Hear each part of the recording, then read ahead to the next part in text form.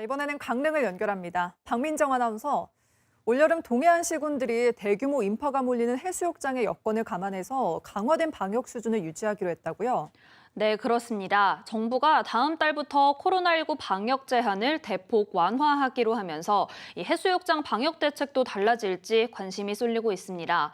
하지만 대규모 인파가 몰리는 해수욕장 여건을 감안해 강원도와 동해안 시군들은 강화된 수준을 유지하기로 했습니다. 강규엽 기자의 보도입니다. 다음 달 16일 해수욕장이 개장할 예정인 강릉 경포해변입니다. 코로나19 감염 확산 우려로 지난해 이용객은 30만 명에도 미치지 못했지만 올여름엔 이용객 증가가 예상됩니다.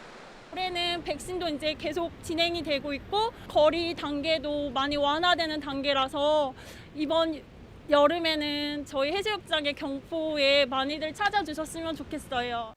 이 같은 기대를 반영하듯 올여름 강원 동해안의 개장 해수욕장은 모두 87곳으로 지난해보다 8곳이 늘었습니다.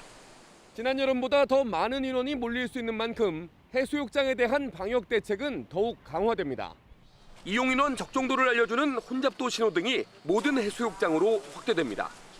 강릉 안목과 고성 봉수대 등 5개 해수욕장은 입장 예약제를 처음 도입합니다. 경포 등 대형 해수욕장 5곳은 백사장 면적을 미리 나눠 이용객에게 배정하고 야간 음주와 음식물 취식을 금지합니다. 한여름 해수욕장이 전국의 피서객들로 가장 혼잡한 곳이 될 거라는 우려 때문입니다. 아직까지 집단 면역이 형성되지 않은 상태에서 해수욕장 내 코로나 전파 우려가 높습니다. 그래서 금년도에도 해수욕장 방역을 지속적으로 추진해 나갈 그럴 계획이 있습니다.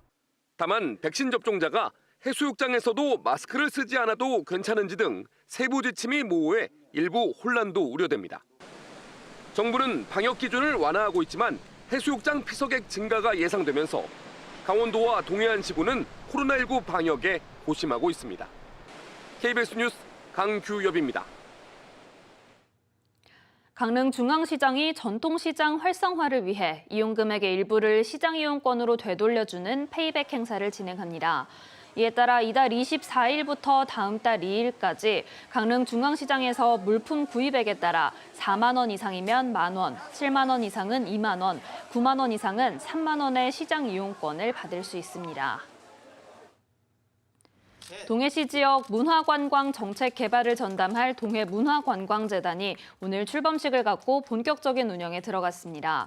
동해문화관광재단은 이사회 13명, 사무국 7명으로 구성돼 지역축제 운영과 발굴, 공동소득시설 운영, 관광 활성화 사업 운영 등 동해시 관광 업무 전반을 수행하게 됩니다.